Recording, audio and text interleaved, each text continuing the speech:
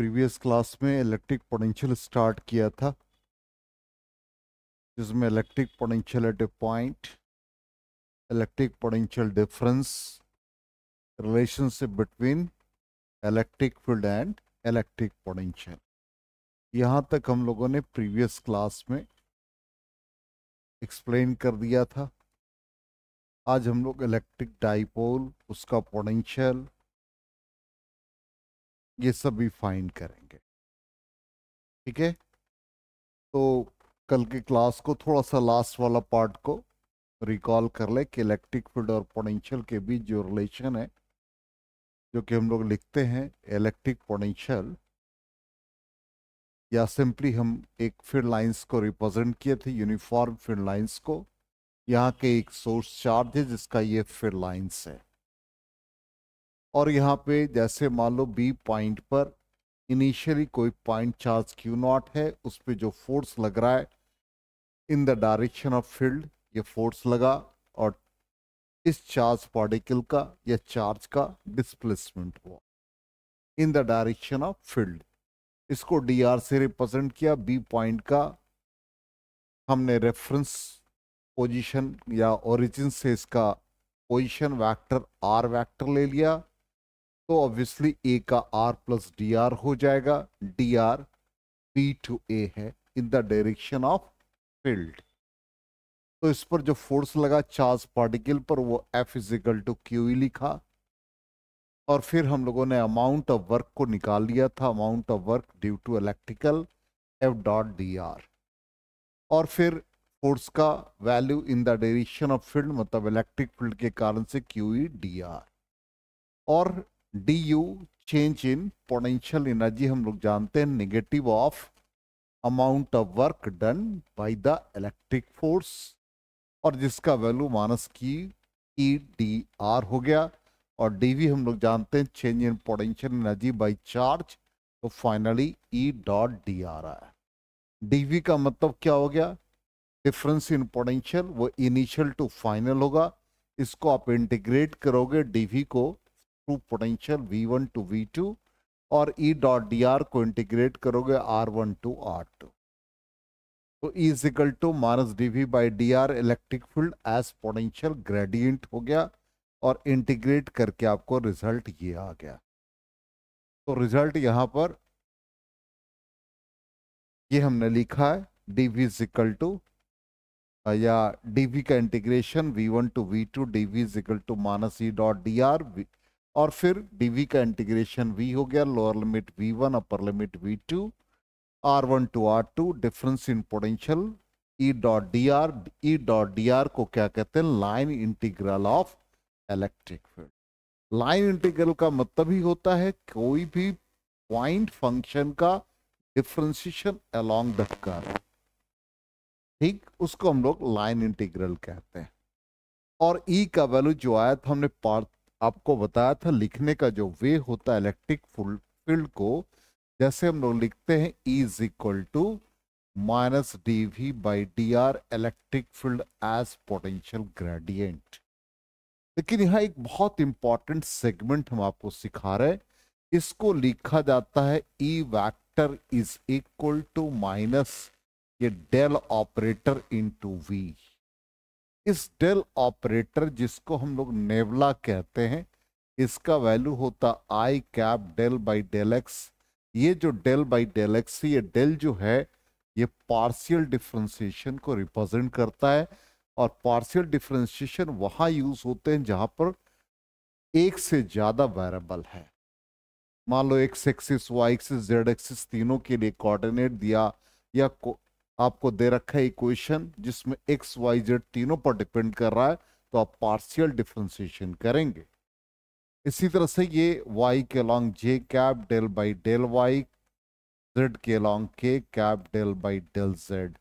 अब आप इसको वैल्यू सब्स्टिट्यूट करोगे तो इलेक्ट्रिक फील्ड को तीनों एक्सिस के अलॉन्ग यूनिट वेक्टर के फॉर्म में आप ये लिख सकते हैं, इज इक्वल टू माइनस, इस डेल ऑपरेटर को आप यूज करो तो ये del by del X, J cap del by del Y, इसको ब्रैकेट में रखेंगे, plus K cap del by del Z into V. It means ये minus I cap del V by del X plus J cap del V by del Y plus K cap del V by del Z. Comparing I cap, J cap and K cap on both sides, तो finally हम लोगों को I cap का coefficient EX है और यहाँ I cap का coefficient minus del V by del X है। इसलिए electric field along X axis minus del V by del X, along Y axis minus del V by del Y और along Z axis minus del V by del Z मिल जाएगा। इस तरह से हम लोग इसको यूज करेंगे, ठीक है। और यही हमने फाइनली रिजल्ट में भी लिखा था, कल की क्लास में भी, और ये थोड़ा सा आपको ऐड कर दिया कि जब ऐसा क्वेश्चन रहेगा तो आप डायरेक्टली इस तरह से फॉर्म करेंगे। यही हमने फाइनल रिजल्ट लिखा, E X minus del V by del X, E Y minus del V by del Y, E Z minus del V by del Z. अब आ जाए potential difference in a uniform electric field. अब जैसे मान लो कि यहां पर हमारा एक पाथ है, फील्ड का पैटर्न है जो यूनिफॉर्म है, और आप ए टू सी किसी चार्ज का डिस्प्लेसमेंट हो गया या ए टू बी, तो आप इलेक्ट्रिक फील्ड पोटेंशियल कैसे लिखते हैं? तो अभी जस्ट हम लोगों ने जो पोटेंशियल डिफरेंस लिखा वो लिखा dv is equal to minus E dot D R, ठीक, इंटीग्रल फॉर्म में यही लिखा। और इसको हम लोग जैसे यहां लिखना चाहें बी फाइनल और ए इनिशियल, इसका मतलब V B minus V A is equal to minus E dot A to B. अब ये हमारा ए टू बी इस ट्रायंगल के लिए हाइपोटेन्यूज है, और ए सी जो कि हमको डी गिवन है, तो हम लोग ए सी को लिख सकते हैं ए बी का कॉस कंपोनेंट। इसका मतलब यहां पर ये ए डॉट बी क्या बन गया, magnitude of E magnitude of A B cos theta. अब ए बी कॉस थीटा का वैल्यू आप लिख देंगे ए इंटू ए सी, और ए सी का मतलब हो गया डिस्टेंस डी।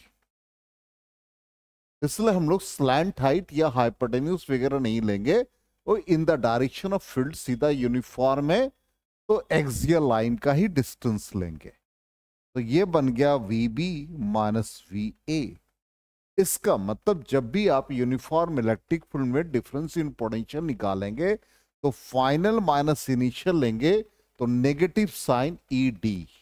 यदि आप ए टू बी लिखेंगे V A minus V B, तो ये ई टू डी हो जाएगा in the direction of field lower potential, या सिंपल इनिशियल टू फाइनल जब लिखेंगे ई इंटू डी, अब फाइनल माइनस इनिशियल लिखेंगे तो माइनस ई इंटू डी। ये कॉन्सेप्ट बिल्कुल क्लियर होना चाहिए। तो ये हमने आपको एक्सप्लेन कर दिया, इसी का रिजल्ट है, देख लीजिए V B minus V A minus A into D, final minus initial, ठीक। इफेक्टिव डिस्टेंस हम लोग लेंगे, स्पेशल केस में हम लिख भी दिया यहां पर।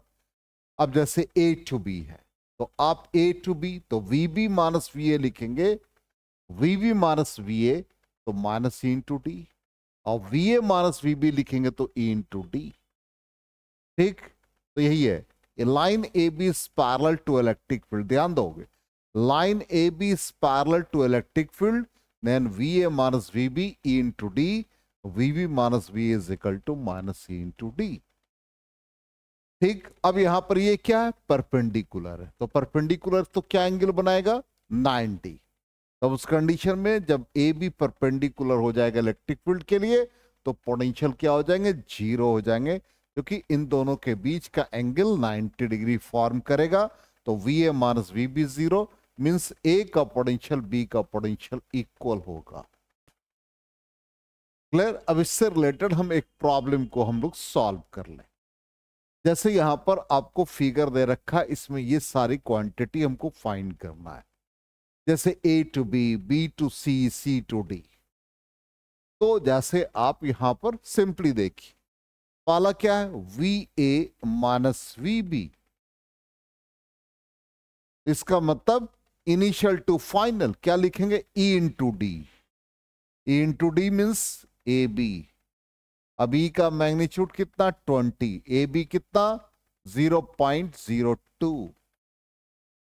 Again VB minus VC, second point A हो गया। अब सेकेंड पे आ जाए, VB माइनस VC, ऑब्वियसली ये भी EBC हो गया। तो ये 20 इंटू 0.02, VC माइनस VA, तो C और A, तो C फाइनल और A इनिशियल, तो माइनस E इंटू AC। अब E का वैल्यू 20, AC 0.04, यहां से लेके यहां तक का वैल्यू कितना, 4 सेंटीमीटर। ये भी हो गया। VC माइनस VA और VDVC, VDVC ये दोनों क्या है, परपेंडिकुलर, ऑब्वियसली 0 हो जाएगा। तो VD माइनस VC 0।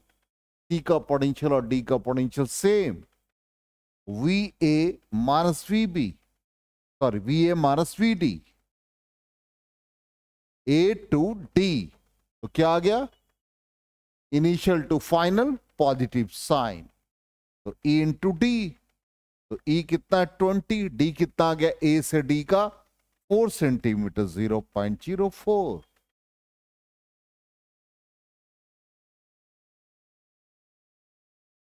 क्लियर। अब यहां पर सारा वैल्यू मिल गया। अब इसको हम लोगों को पहले वैल्यू चेक कर ले हम लोग, देख लो, चेक करो, यही है value, VB minus VC, VC minus VA और VD माइनस VC। अब देखो ध्यान से, जो इन the direction of field potential decrease करता है, इसलिए A पर पोटेंशियल ज्यादा होगा। किसके रेस्पेक्ट में, B के रेस्पेक्ट में। C और D दोनों का इक्वल, इसलिए VA greater than VB is equal, VA greater than VB, VB greater than VC, और C और D का पोटेंशियल सेम है, इसलिए VC is equal to VD लिखा है। समझ में आ गया, electric field as potential gradient भी हो गया। अब यहां पर एक हॉलो कंडक्टिंग स्फीयर के लिए हम लोग इलेक्ट्रिक पोटेंशियल फाइंड करेंगे। तो जैसे यहां पर एक हॉलो स्फीयर जिस पर पॉजिटिव चार्ज सिंपल है, और वो किस फॉर्म में रहेगा, सरफेस चार्ज डेंसिटी के फॉर्म में।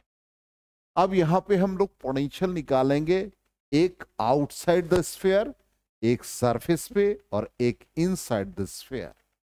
तो सबसे पहले हम लोग आ जाए आउटसाइड। तो आउटसाइड के लिए यहां पर हम लोग इस पॉइंट पर इस चार्ज स्फीयर का इलेक्ट्रिक फील्ड निकाल लेंगे R पोजीशन पे। तो इलेक्ट्रिक फील्ड का वैल्यू आउटसाइड है, तो K लिख दिया। ड्यू टू दिस चार्ज, इस पर चार्ज हमने एज्यूम कर लिया कि Q है, तो Q divide by R square और यूनिट वेक्टर R क्या। ठीक, पोटेंशियल का रिलेशन हम लोगों ने पढ़ रखा, dV is equal to minus A dot dr, ए पढ़ा है। तो इसको हम लोग क्या लिखते हैं, इंटीग्रेशन, तो यहां पर ये इनिशियल टू फाइनल लिखते हैं। तो फाइनली कहां पर जा रहे हैं, P पॉइंट पर। तो VP इनिशियल क्या हम लोग लेते हैं, रेफरेंस पॉइंट इंफिनिटी, इसलिए पोटेंशियल एट ए पॉइंट का फॉर्मूला हम लोग इसी फॉर्म में यूज करेंगे। अब कहां से लिया था, इनिशियली हम लोग इन्फिनिटी, तो ये infinity to the desired position, इसलिए यहां भी ये infinity to the desired position. अब पोटेंशियल एट P, जिसको हमने V नॉट लिखा है, माइनस इंफिनिटी टू R, और इलेक्ट्रिक फील्ड का वैल्यू कितना है, K Q by R square R naught R cap D R. अब इनका डॉट प्रोडक्ट निकालो तो A dot B A B cos theta. तो magnitude of A means magnitude of, इसको हम अलग से बता रहे हैं, इस फॉर्म में लिखेंगे। इसका मैग्नीट्यूड 1 डी आर और cos 0 degree, it becomes D R. तो फाइनली क्या आ गया, माइनस के क्यू 1/r स्क्वायर का इंटीग्रेशन माइनस 1/r, और ये इंफिनिटी टू आर, तो के Q upper limit minus lower limit. Clear? तो 1/इंफिनिटी 0, तो फाइनली क्या आ गया, के क्यू बाई आर आ जाए।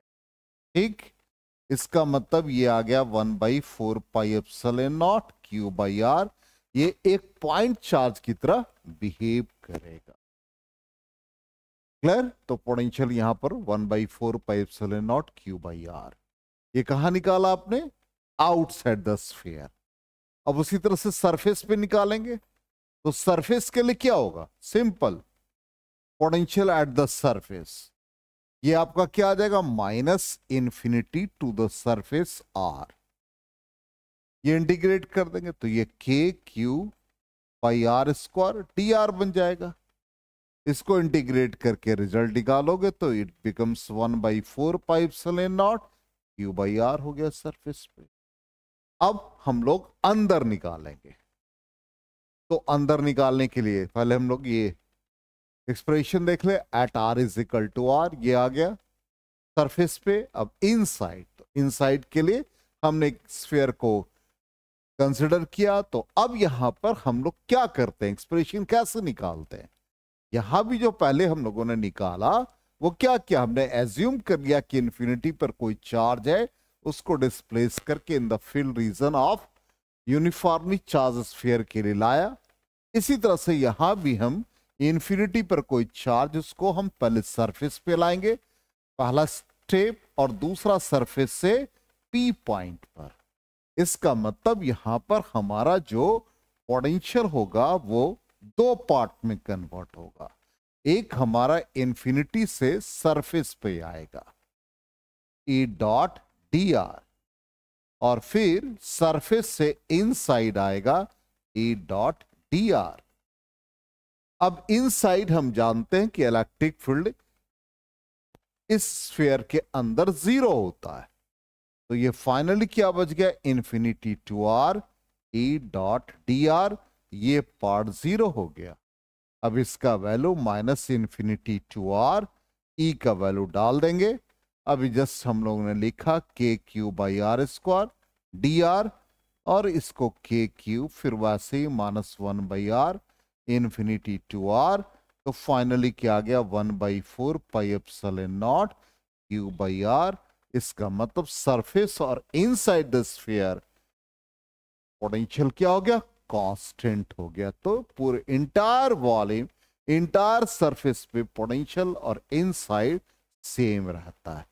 जो पोटेंशियल सेम सरफेस पे रहेगा वही पोटेंशियल इनसाइड द स्फीयर, क्या वो हॉलो होगा या सॉलिड होगा, दोनों के केस।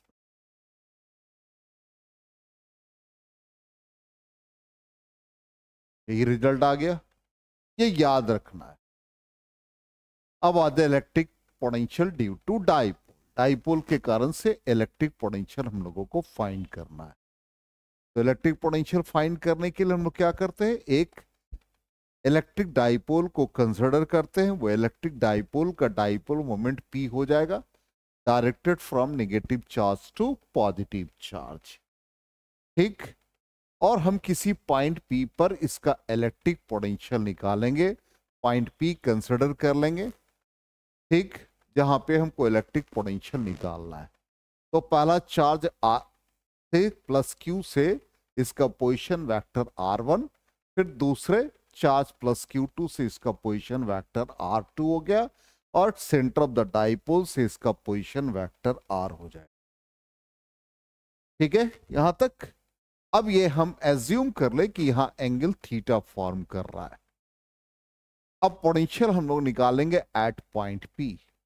तो पॉइंट पी पर जब पोटेंशियल निकालते हैं due to this sphere, due to this dipole, तो फॉर्मूला क्या, potential due at a point 1/4 pi epsilon naught Q by R. 1 हो जाएगा पहला पॉजिटिव चार्ज के लिए, और दोनों का हम अलजेब्रिक सम करेंगे। तो दूसरा चार्ज क्या है, -q, इसका पोजीशन फैक्टर R2। ये हमारा इक्वेशन 1 हो जाएगा। अब इसी में सारे वैल्यू सब्स्टिट्यूट करेंगे। तो लॉ ऑफ कोसाइन हम लोग यूज करते हैं। ये एंगल थीटा है सपोज, और ये ट्रायंगल ए बी सी, ये ए लिख दिया, ये बी लिख दिया, ये सी लिख दिया। तो यहां पर हम एंगल के सामने वाला साइड ए है, तो A square is equal to B square plus C square -2bc cos theta. ये फॉर्मूला यूज करते हैं। अब इसी फॉर्मूला को यूज करके हम लोग R1 का वैल्यू निकालेंगे। अब तो थीटा के सामने क्या है, देखो R1, तो R1 square is equal to क्या बना, R स्क्वायर प्लस ए स्क्वायर -2RA cos थीटा। अब ये सारा वैल्यू जो निकाल रहे हैं वो किसके लिए, आइडियल डाइपोल के लिए। तो इसमें हम लोग R स्क्वायर को कॉमन ले लेंगे, तो 1 + a square by R square -2RA by R square cos theta. तो R1 square is equal to R square, ये हम लोग नेग्लेक्ट कर देते हैं क्योंकि A much smaller than R। Dipole का साइज पोजीशन वेक्टर से काफी स्मॉलर है, इसलिए इस पार्ट को नेग्लेक्ट कर देते हैं। ये -2a by R cos theta बचे। यहां पर 1/R1 है, इसलिए हम लोग स्क्वायर को हटा दें, तो ये R हो जाएगा 1 -2a by R cos theta. Reciprocal form में लिया है, तो ये 1/R 1 -2a by R cos theta, और इसका वैल्यू क्या आ गया, पावर -12।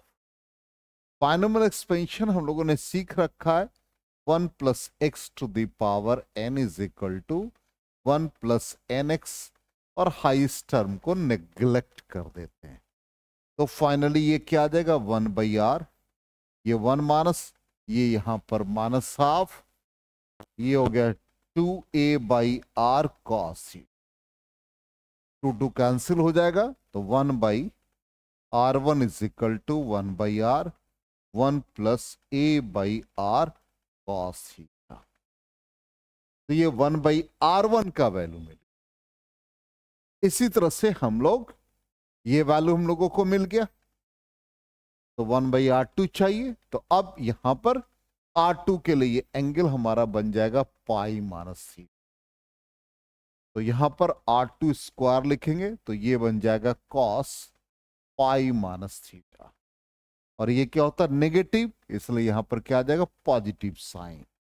ठीक, ये R2 स्क्वायर, ये R2 स्क्वायर, ये पॉजिटिव साइन, R2 R2, ये पॉजिटिव साइन, R2 ये पॉजिटिव साइन, R2, और ये -12 हो जाएगा यहां पर। ठीक, तो ये -12, ये प्लस, तो ये क्वांटिटी हमारा नेगेटिव हो जाएगा, 1/R2 का वैल्यू। क्लियर। तो R1 और R2 दोनों मिल गया। इसके वैल्यू को हम लोग इक्वेशन 1 में सब्स्टिट्यूट कर देंगे। तो इक्वेशन 1 क्या है, भाई Q कॉमन ले लिया, 1/4 पाई एप्सिलॉन नॉट, ये क्या बचा, 1 + a बाई R cos थीटा। ठीक, और इसके लिए क्या बचा था, ये प्लस आया था, ये माइनस पहला वाला, कंफर्म ना। चलो, तो +1 - a बाई R cos थीटा। आप लोग गलत है, पहले वाला माइनस आया था और दूसरे वाला, अच्छा ठीक है, पहले प्लस आया था और दूसरा माइनस, तो ये माइनस साइन, तो 1 और 1 कैंसिल हो गया, तो ये Q/4 पाई एप्सिलॉन नॉट, तो ये आ जाएगा 2a by R cos theta, और Q into 2a 4 pi epsilon not R, into cos theta. ये क्या बन गया? Dipole moment P cos theta 1/4πε0r, potential का वैल्यू मिल गया।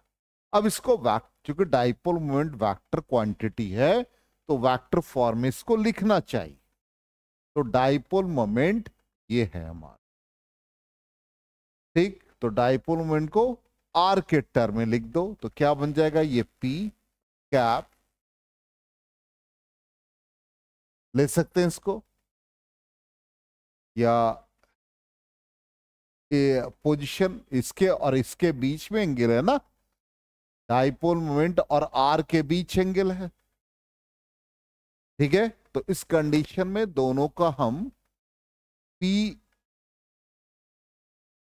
वेक्टर ले लें और फिर आर का वैल्यू ले ले। तो ये आर पोजीशन वेक्टर, तो पी कॉस थीटा, तो P dot R cap cos theta divide by 4πε0 R लिख सकते हैं।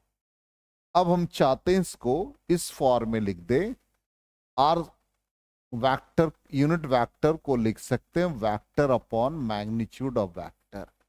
इसका मतलब ये P डॉट आर बन जाएगा और ये नीचे 1/4πε0 आर स्क्वायर, और इसको सॉरी जस्ट मेरा मिस्टेक है, ये A dot B, A B cos theta होता है तो ए डॉट बी के फॉर्म में लिखेंगे तो कॉस नहीं लिखेंगे ना, एंगल क्यों लिखेंगे? इसका मतलब ये हो गया, देखो फ्लो में थे तो मेरा मिस्टेक हो गया, ए बी कॉस थीटा।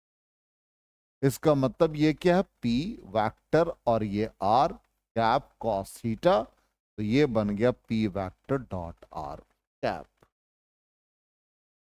तो यहां पर जब ये आर कैप का वैल्यू डाल दिया तो यहां पर वेक्टर अपॉन आर स्क्वायर हो गया, ये पी डॉट आर के फॉर्म में आ गया। तो पोटेंशियल जब भी लिखेंगे इस फॉर्म में या हम लोग इस फॉर्म में, P cos theta by 4πε0 R. Clear? Confirm? कहीं कोई डाउट? देख लो। हाँ, गलती क्या है?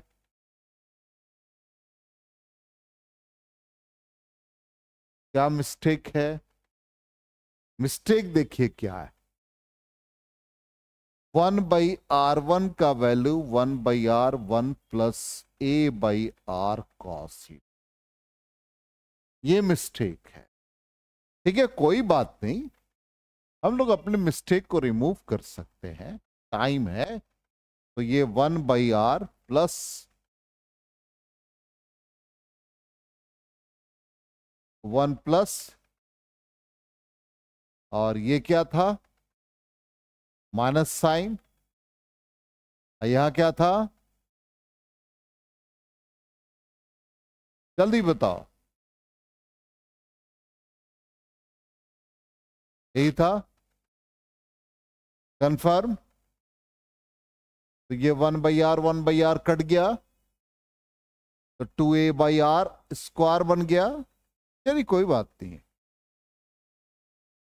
ये क्या बन जाएगा? क्यूब बन जाएगा। आगे समझ में आप? ठीक है, वो फ्लो में कभी कभी मिस्टेक होता चली। तो potential due to a point charge 1/r vary कर रहा, potential due to dipole 1/r square. इसी तरह से क्वाड्रोपोल 1/r³ एंड ऑक्टोपोल 1/r4 हो जाए। ठीक, इस तरह से एक्सप्रेशन को याद रखना। क्लियर? तो ये हमारा रिजल्ट है। देखिए ये था रिजल्ट 1/, ठीक, हम मिस्टेक किए थे वो ठीक हो, रिमूव कर लिया हम लोगों ने, P cos theta by R. अब आ जाए इक्विपोटेंशियल सरफेस। इक्विपोटेंशियल सरफेस क्या? ये जैसे फील्ड पैटर्न, ये फील्ड लाइंस है, तो कहीं सोर्स चार्ज होगा, कहीं पर सोर्स चार्ज का फील्ड पैटर्न है, अब कहता है कि मान लो कि एक स्फीयर या पॉइंट चार्ज एरिया, उसी का ये फील्ड पैटर्न। अब इस पर चार्ज डेंसिटी हो किसी फॉर्म में, सरफेस या वॉल्यूम के फॉर्म में, तो इसका शेप ऐसा क्यों बना? इसलिए बना कि इस पे जो चार्ज है उसको हम लोग एज्यूम कर रहे हैं कि चार्ज का फ्लो अलोंग दिस सरफेस।